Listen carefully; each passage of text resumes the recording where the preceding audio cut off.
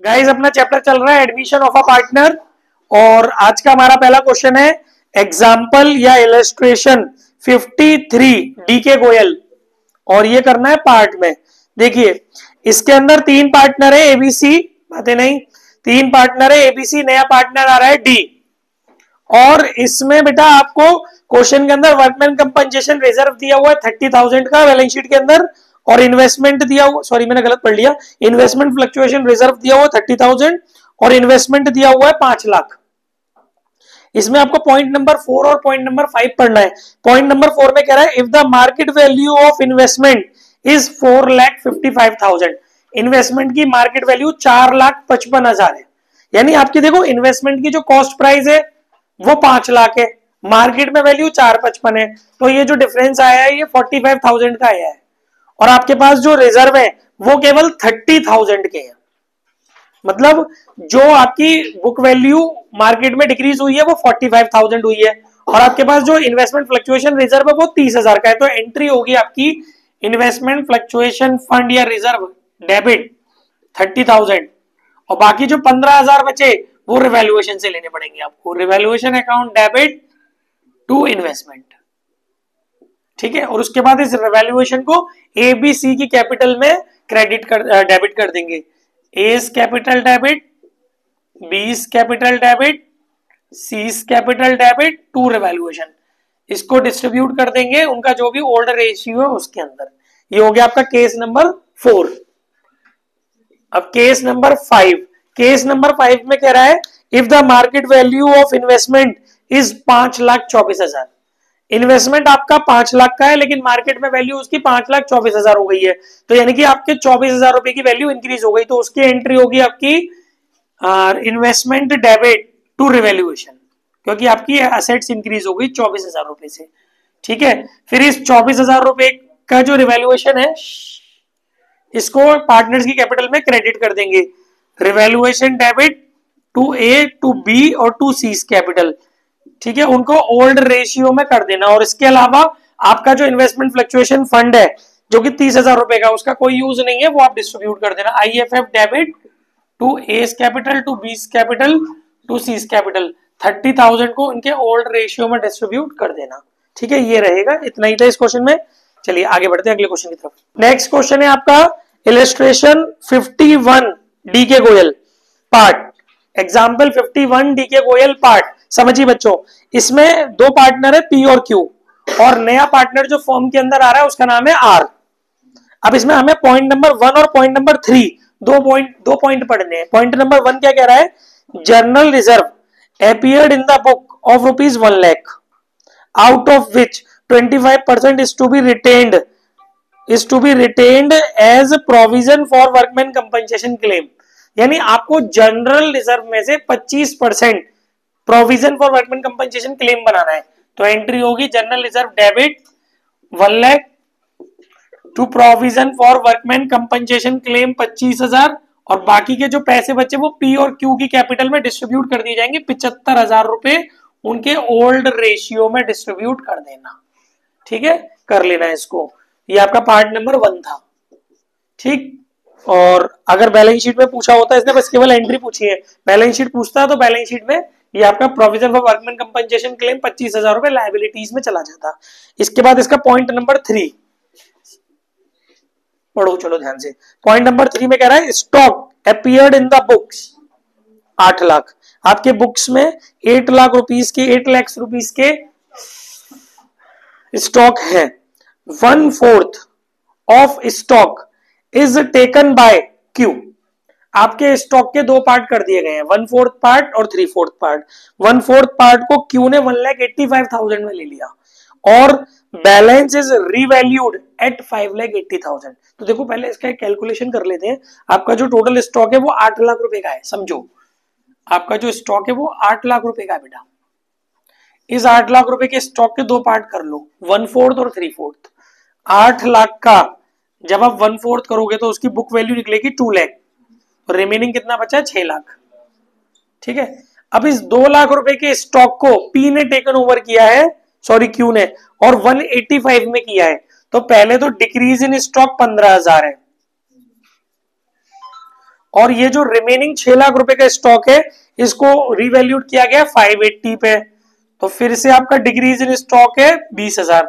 तो आपकी एक जर्नल एंट्री होगी इन दोनों डिक्रीज इन स्टॉक को मिला करके 15 और 20 35। पहली जर्नल एंट्री होगी रिवैल्यूएशन डेबिट टू स्टॉक 35,000 रुपए।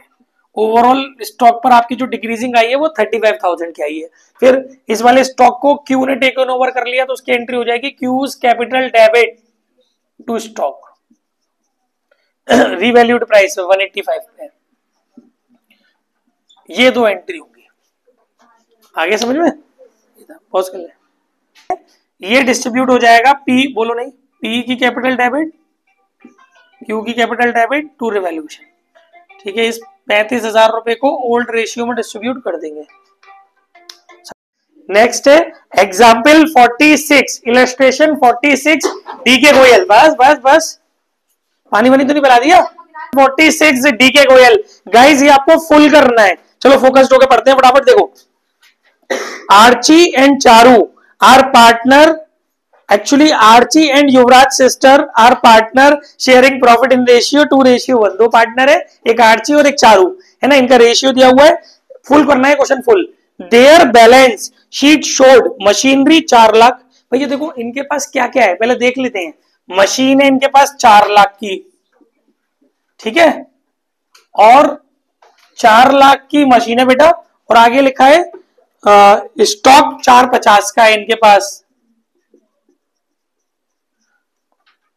डेटर्स 370 के, क्रेडिटर्स 220 के। They admit Purvi as a partner and new PSR is 433। Old जो था आर्ची, चारू और पूर्वी तीनों का नया है 433। और बच्चों जो ओल्ड था ना आर्ची और चारू का वो था 2:1। चाह क्या रहा है भाई तू? It was agreed that stock is undervalued by 10%, debtors amounting 10,000 are irrecoverable and PVD be created at the rate 5%.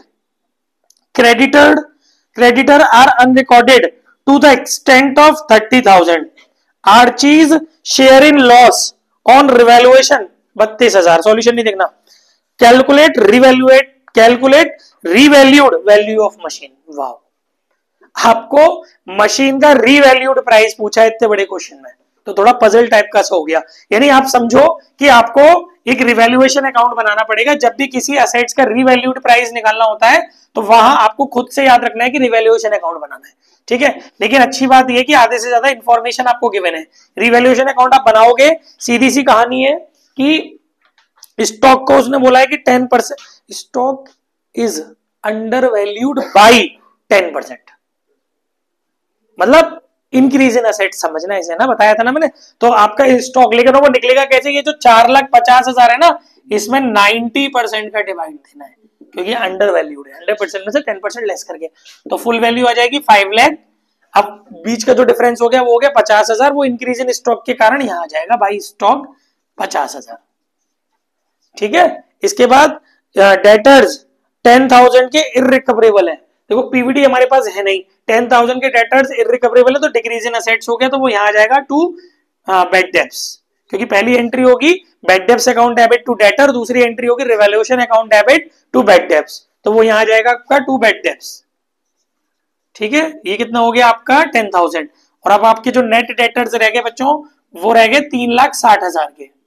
आगे उसने बोला है पीवीडी आपको 5% क्रिएट करनी है, तो इंक्रीज इन लायबिलिटी है वो भी इधर आ जाएगी टू पीवीडी। इस 360 पे निकालना 5% हो गया 18,000, ठीक है भाई।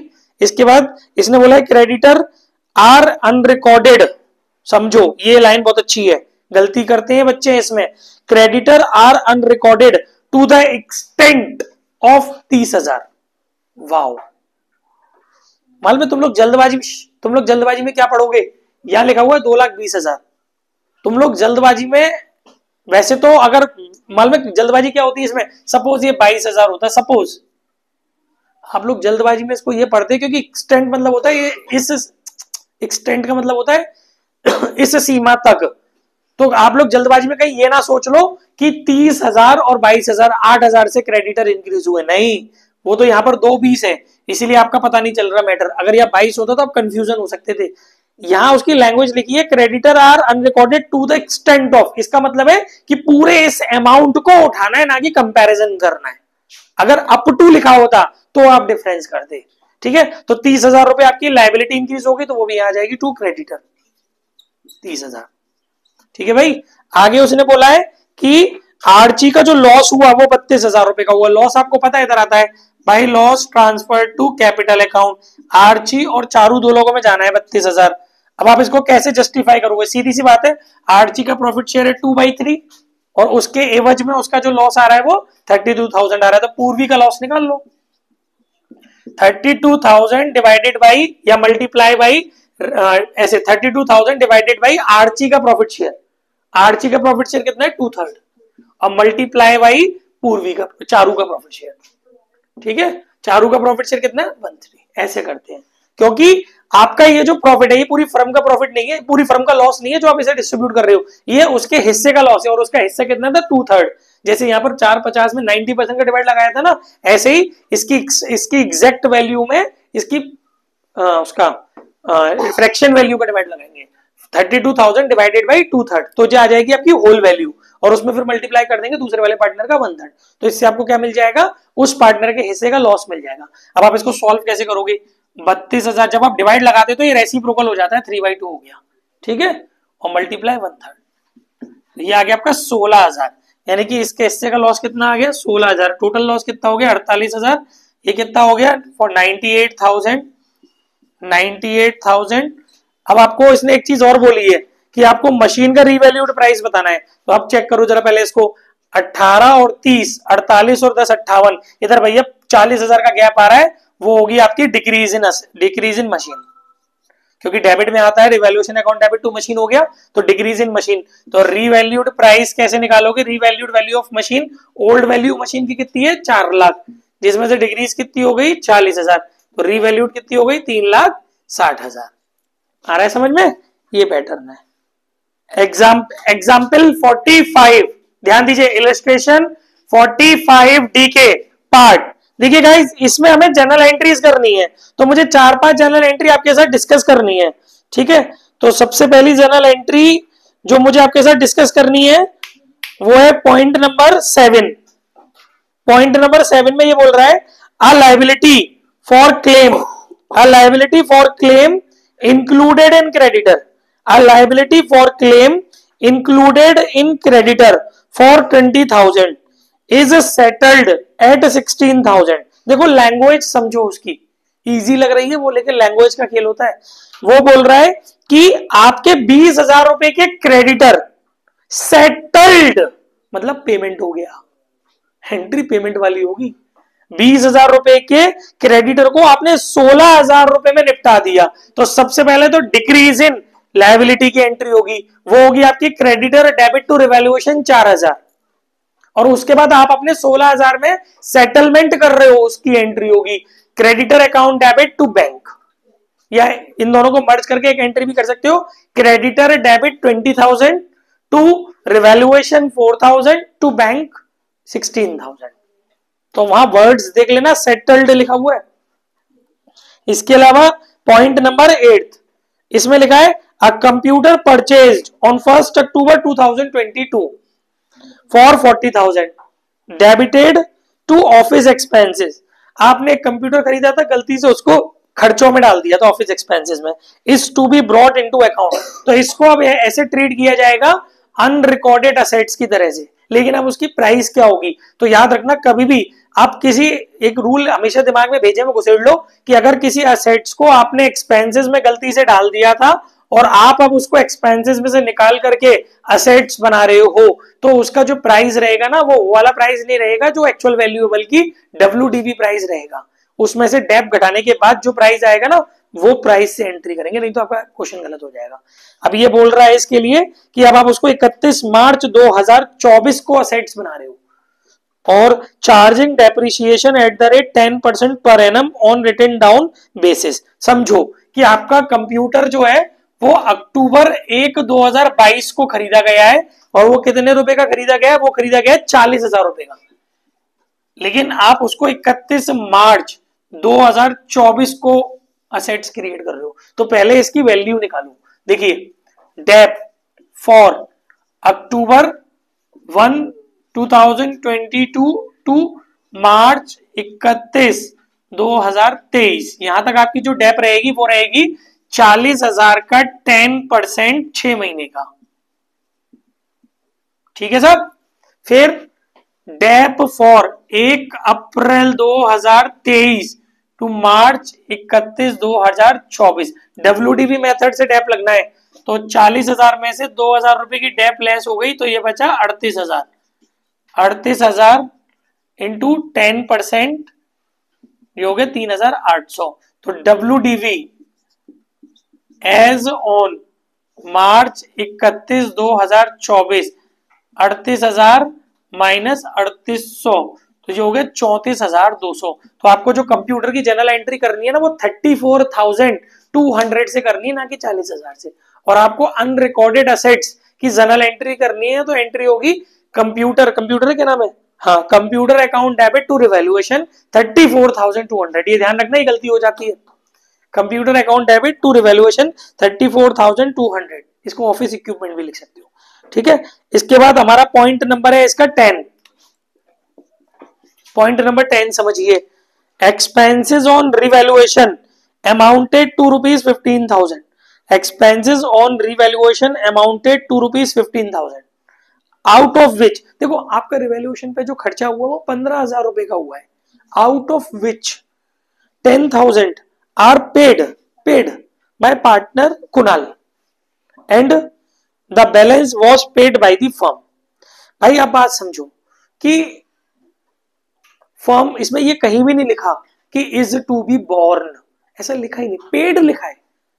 जब उसने लिखा है कि फर्म का एक्सपेंसेस 15,000 रुपए का होना था, कायदे से जो जनरल एंट्री कायदे से होनी थी वो होनी चाहिए थी revaluation account debit to cash bank 15,000, but 5,000 firm ने दे दिया और फर्म के बिहाफ पर पार्टनर ने दे दी 10,000। तो अब आप एंट्री जो करोगे वो करोगे रिवैल्यूएशन डेबिट 15,000, जिसमें से फर्म का कैश बैंक हो गया 5,000, बाकी जिस पार्टनर ने दिया है उसकी कैपिटल को क्रेडिट कर देंगे।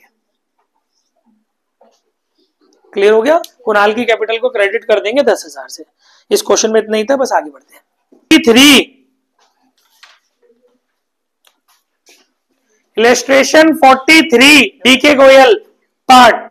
सुनिए भाई, इसमें विमल और कमल दो पार्टनर है और अमल नया पार्टनर फर्म के अंदर आ रहा है। इसमें आपको बोला गया है कि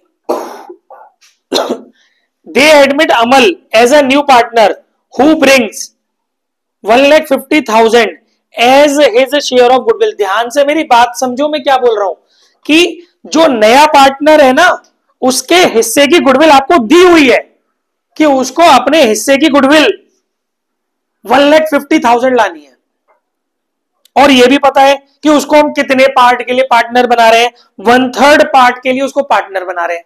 तो हम क्या करें, सिंपल है ना? नहीं है सिंपल, क्यों? आगे उसने बोला है as between themselves Vimal and Kamal agree to share future and profit losses equally. अब वो लोग जो ओल्ड पार्टनर है उनका न्यू रेशियो दिया हुआ है। Calculate new PSR. पहले न्यू पीएसआर देखो, जब आप न्यू पीएसआर देखोगे ना तब आपको एक खेल निकल के आएगा इसके अंदर। देखो पहले न्यू पीएसआर निकाल लेते हैं। रिमेनिंग मतलब ओल्ड पार्टनर का न्यू पीएसआर दे रखा है, जबकि हमें तीनों का न्यू पीएसआर चाहिए होता है, इसमें ओल्ड का न्यू दे रखा है, और उसको निकालने के चक्कर में एक नई बात और निकल के आएगी। चलिए सबसे पहले old PS of Kamal and Vimal and Kamal, old PS of Vimal and Kamal. ध्यान दे लो क्वेश्चन पे, पागलबंदी में देखो, ये हो गया 4:1, और अमल का प्रॉफिट शेयर दे रखा है 1/3। अब आपको new PS of Vimal and Kamal दे रखा है equal. Let total profit 1, Amal हटा दो, रिमेनिंग प्रॉफिट 1 - 1/3 2/3। तो ये देखो विदाउट एनी इंफॉर्मेशन ये जो रिमेनिंग प्रॉफिट होता था ना वो ओल्ड पीएस में डिस्ट्रीब्यूट होता था, बट अब ये होगा इनकी न्यू पीएस में। जब ओल्ड पार्टनर का न्यू पीएसआर दिया होता है तो उसमें डिस्ट्रीब्यूट होता है, ये चीज ध्यान रखना। तो न्यू पीएस ऑफ विमल पता करना चाहती हो आप, तो रिमेनिंग वाले प्रॉफिट को मैडम बजाय ओल्ड पीएसआर में डिस्ट्रीब्यूट करने के ओल्ड पार्टनर्स के न्यू पीएसआर में डिस्ट्रीब्यूट करना, क्योंकि एक स्पेसिफिक रेशियो दिया डिस्ट्रीब्यूट करने के लिए 1/3। ठीक है, new PS of Kamal 2/3 multiply 1/2, same है ना दोनों का, तो 1/3 आ जाएगा। अब फिर से निकलेगा न्यू पीएसआर ऑफ विमल, कमल और अमल 1/3 1/3 और 1/3, दैट इज 1:1:1। एक तो ये हो गया न्यू पीएसआर। ठीक है, अब आपके पास यू हैव न्यू पीएसआर, वो भी कंडीशनली, ये कंडीशनली तो है। You have new PSR, listen, you have old PSR. समझो मेरी बात, न्यू है ओल्ड है, तो सर क्या समझे क्वेश्चन में, देख क्या बोला है उसने, record journal entries showing the appropriation of premium. भैया उसने गुडविल से रिलेटेड जर्नल एंट्री पूछी है दादा। जब न्यू पीएसआर कंडीशनली निकलता है ना, अनकंडीशनली निकलता है तो नीड नहीं है सैक्रिफाइस रेशियो निकालने की, लेकिन न्यू पीएसआर कंडीशनली निकलता है ना, और ओल्ड दिया होता है और न्यू आप कंडीशनली निकालते हो तो सैक्रिफाइस रेशियो निकालना पड़ेगा। ये चेक करना पड़ेगा कहीं ऐसा तो नहीं हो रहा पुराने पार्टनरों में से कोई गेन तो नहीं कर रहा, क्योंकि उसकी कंपनसेट की एंट्री करनी पड़ेगी, वो गुडविल के अंदर आता है, वो क्राइटेरिया गुडविल के अंदर आता है। मैंने कहा ना, इसको इस खेल को खेलने के चक्कर में एक छिपा हुआ खेल बाहर आएगा। आपको मेरी बात समझ में आ रही है मैं क्या बोल रहा हूं? जब न्यू पीएसआर कंडीशनली निकाला है आपने, वैसे अनकंडीशनली आप न्यू पीएसआर निकाल रहे होते, लाइक कि इस 2/3 को ओल्ड रेशियो में डिस्ट्रीब्यूट कर रहे होते, तो there is no need to calculate sacrifice ratio, क्योंकि जो ओल्ड है वही सैक्रिफाइस होने वाला है ना, तो फिर वहां नीड ही नहीं है, डेफिनेटली कोई गेनर नहीं है। बट न्यू पीएसआर कंडीशनली निकाल रहे हो, क्वेश्चन में कोई कंडीशन थी उसके अकॉर्डिंग न्यू पीएसआर निकाल रहे हो, ओल्ड है तो एक बार चेक कर लेना ओल्ड में से कोई गेनर तो नहीं है, क्योंकि उसकी भी आपको ऑटोमेटिकली कंपनसेट करने की एंट्री करनी पड़ेगी। तो यहां चेक करें कोई गेनर तो नहीं है।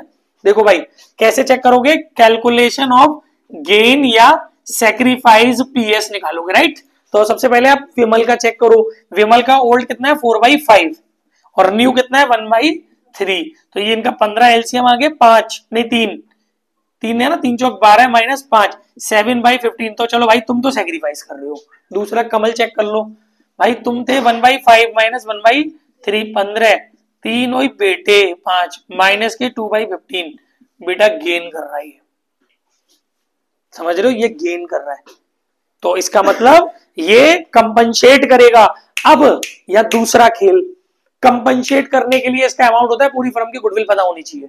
इस क्वेश्चन में आपको नए वाले पार्टनर के पार्ट की गुडविल पता है, पूरी फर्म की गुडविल नहीं पता। इसमें बोला है नए वाले पार्टनर के पार्ट की जो गुडविल है वो 1.5 लाख रुपए, एमसीक्यू में आता है ये कॉन्सेप्ट, 1.5 लाख रुपए नए वाले पार्टनर के पार्ट की गुडविल, लेकिन आपकी पूरी फर्म की गुडविल नहीं है, तो कोई नहीं ना, इस 1.5 लाख रुपए में उसके प्रॉफिट शेयर का रेसिप्रोकल कर दो तो फर्म की गुडविल आ जाएगी, firms goodwill. Firms goodwill, firm की गुडविल का क्या खेल है भाई, उसके प्रॉफिट शेयर, उसकी गुडविल को उसके प्रॉफिट शेयर से रेसिप्रोकल कर देना। उसकी गुडविल थी 1.5 लाख, चालू है ना, 1.5 लाख इंटू उसका प्रॉफिट शेयर कितना था भाई 1/3, रेसिप्रोकल कर दो 3/1, तो ये हो गया 4.5 लाख। ये फर्म की गुडविल से उसके गेन पीएस का मल्टीप्लाई करेंगे तो अमाउंट ऑफ कॉम्पनसेशन आ जाएगा। ठीक है, तो जो गुडविल यानी कि इसको बोल सकते हो आप करण को जो कंपनसेट करना है, amount of goodwill compensate by Karan, करंस goodwill ऐसे कर सकते हो, जो कंपनसेट करनी है उसको। तो 4,50,000 मल्टीप्लाई 2/15, ये हो गया 30,000। ये कितनी अच्छी चीज सीख ली आपने, 60,000। और ये पूरी की पूरी किसके मॉडल में घुस जाएगी, विमल की, क्योंकि डेफिनेटली एक ही सैक्रिफाइसर है। ठीक है, तो इसकी एंट्री अलग से क्या होगी, कंचन, इसकी एंट्री होगी करंस करेंट अकाउंट डेबिट, है ना, मार पड़ जाए अच्छी सी ना ने, कैपिटल अकाउंट, केवल नए पार्टनर का करंट अकाउंट कंपलसरी डेबिट होता है, बाकी उसमें तो कंडीशनली डेबिट और क्रेडिट, वो करंट या कैपिटल क्रेडिट डेबिट होता है। Current's capital account debit to Vimal's capital account 60,000। हाँ तभी तो उसको गलत करने के लिए बोला था, वो हाँ कर रही थी। करंट नहीं आएगा यहाँ पर, करंट नहीं आएगा यहाँ पर, कैपिटल आएगा, क्योंकि करंट आता है जो न्यू पार्टनर होता है ना, उसके हिस्से की गुडविल जो होती है अगर कैश में नहीं ला रहा होता तो करंट अकाउंट से, लेकिन ओल्ड पार्टनरों में से कोई गेनर कंपनसेट कर रहा होता है तो वहां पर कैपिटल ही आता है। हाँ, अगर फिक्स्ड नेचर गुडविल होती तो फिर यहां भी करंट आता और यहां भी करंट आता। मेरी बात सुनो, इलस्ट्रेशन 37 डीके गोयल फुल करना है और सेल्फ करना है। ये मैंने एक प्रैक्टिस के लिए डाला है। बस इसमें एक छोटी सी बात मेरी सुन लो, इसमें ये डिस्क्लेमर है कि इसमें क्या हो गया बेटा कि इसमें दो पार्टनर है जो एडमिशन ले रहे हैं। देखो एक खेल होता है, दो पार्टनर फॉर्म में एडमिशन ले रहे हैं, लेकिन आप ये समझो कि उनके एडमिशन लेने का टाइम क्या है। अभी एक क्वेश्चन और कराऊंगा जिसमें एक के बाद एक करके लेंगे पार्टनर एडमिशन। ये नहीं है कि एक साथ दो पार्टनर एडमिशन ले रहे हैं, ये सिंपल क्वेश्चन है। इसमें क्या हो रहा है, दो पार्टनर आ रहे हैं और दोनों एक साथ आ रहे हैं। अभी आगे जो क्वेश्चन कराऊंगा उसमें एक आध साल के गैप पे आएंगे अगले पार्टनर, जैसे एक आ गया फिर अगले साल एक और आ गया, तो वो एक अलग कॉन्सेप्ट है। और जब एक साथ दोनों पार्टनर एडमिट हो रहे हैं तो बहुत सिंपल सा कॉन्सेप्ट होता है, भैया देख एक आए थे चार आए, एक साथ आ रहे हैं, सबको कैपिटल लानी है, सबकी कैपिटल लाने की एंट्री होनी है, सबन ने गुडविल लानी है, उनकी गुडविल लाने की एंट्री होनी है और वो डिस्ट्रीब्यूट होने की एंट्री होनी है। और अगर उनमें से कोई भी एक पार्टनर अपनी कैपिटल गुडविल नहीं ला पा रहा है तो भैया उसकी करंट अकाउंट वाली एंट्री होनी है। तो पूरे क्वेश्चन में यही खेल है, बस एक यूनिक क्वेश्चन है इसलिए आपको चुन के दे दिया, प्रैक्टिस कर लेना इसकी घर से। अब अगले क्वेश्चन की तरफ चलते हैं। अगला क्वेश्चन है 33 डीके। पॉज। नेक्स्ट है एग्जाम्पल 33 डीके फुल। ये बहुत बढ़िया क्वेश्चन है, सॉल्यूशन देखना मत, क्वेश्चन पढ़ते हैं। देखो भाई ये कह रहा है ए और B are partner in a firm sharing profit in the, देखो मैं क्वेश्चन पूरा कराऊंगा तभी से ध्यान से सुनना। दो पार्टनर है जिनका रेशियो दिया हुआ है 7:5। ए और बी का ओल्ड रेशियो दिया है 7:5। आगे बोला है इसने on 1 April 2024 they admit C as a new partner for 1/6 share. C भैया आ गए 1/6 के लिए। आगे इसने बोला है the new PSR will be 13, 7 और 4। एबीसी का न्यू हो गया 13:7:4। आगे इन्होंने बोला है कि C contribute the following assets towards his capital and for his share of goodwill. देखो दोनों चीजों के लिए मिला करके उसने, कैपिटल के लिए भी और गुडविल के लिए भी, दोनों चीजों को मिला करके उसने असेट्स कंट्रीब्यूट किए हैं। स्टॉक लाया है वो 60,000 का, तो जो वो लाएगा वो डेबिट हो जाएगा, स्टॉक डेबिट 60,000। और वो लाया है भाई डेटर्स लाया है वो 80,000, बोलो नहीं, डेटर्स लाया है वो 80,000 रुपए के। और इसके बाद उसने बोला लैंड लाया है वो 2 लाख रुपए का, ठीक है, लैंड हमारी 2 लाख रुपीज की है बेटा। और इसके बाद और क्या है, plant and machinery 1,20,000, plant and machinery debit हो गई 120। और इन्होंने on the date of admission C, देखो ध्यान से सुनो क्योंकि अभी आपको आइडेंटिफाई करना जरूरी है कि इनमें से कैपिटल कितनी है और गुडविल कितनी है, उसके लिए कोई ना कोई हिंट जरूर देगा। On the date of admission C the goodwill of the firm was valued 750, यही हिंट है। फर्म की गुडविल आपको दी हुई है, फर्म गुडविल दी है 7,50,000। आपको पता है ना कि सी का प्रॉफिट शेयर 1/6 है, तो सी की गुडविल निकाल लो 750 इंटू 1/6, तो ये हो गया 6 कम 6 नहीं, 9 8 6 48 9 6 हाँ सॉरी 6 1 6 6 तो 1,25,000। तो भाई ये तो क्लियर हो गया कि उसकी जो गुडविल है ना, जब वो गुडविल आएगा तो पीएफजी, ये मालूम है कौन सा टॉपिक हो गया, ये goodwill was brought in kind, है ना, कैश के अलावा किसी और रूप में वो गुडविल ला रहा है, तो असेट्स में गुडविल आया वो, तो पीएफजी हो गई उसकी 125। ठीक है बच्चों, तो खुद सोचो यार कि 60 और 80 140, 140 और 2 340, 340 और 1 20, 460, 460 में से 1 25 गए, 360, 360 में से 20 गए, 340, 335, 3,35,000 रुपए जो होगी वो उसके हिस्से की कैपिटल होगी। ठीक है, जो हमने बैलेंसिंग फिगर से निकाली है, टू सीज कैपिटल। ठीक है, फिर इस पीएफजी को डिस्ट्रीब्यूट करने की जर्नल एंट्री कर देना, गेन निकाल करके, सेक्रीफाइस निकाल करके। ठीक है, चलिए। अच्छा, इसने एक चीज और पूछी है, सी का कैपिटल अकाउंट बनाओ। तो देखो सी का कैपिटल अकाउंट कैसे बनाओगे, सी का कैपिटल अकाउंट इस वाले अमाउंट से बनेगा और यहां लिख देना टू वो बाई सन्ड्री एसेट्स। देखो बता देता हूं, सीज कैपिटल केवल सी का पूछा उसने, बाई सन्ड्री एसेट्स, क्योंकि बहुत सारी ने, फिर बहुत सारी एसेट्स है ना। सुनो, पागल मत बनना, इसको खोल मत देना कि स्टॉक कैसे जस्टिफाई करोगे कि स्टॉक कैपिटल के लिए आया है कि पीएफजी के लिए आया है। जस्टिफाई कैसे करोगे? चलो अमाउंट तो तुमने जस्टिफाई कर लिया कि 3.35, अब इसको 3.35 में घुसेड़ोगे कैसे कि भैया चल 60 में से 45 खींच ले स्टॉक के? ऐसे नहीं करना भाई, सेंड्री एसेट्स 3.35, ये भी एक यूनिक कॉन्सेप्ट था टू बैलेंस सीडी।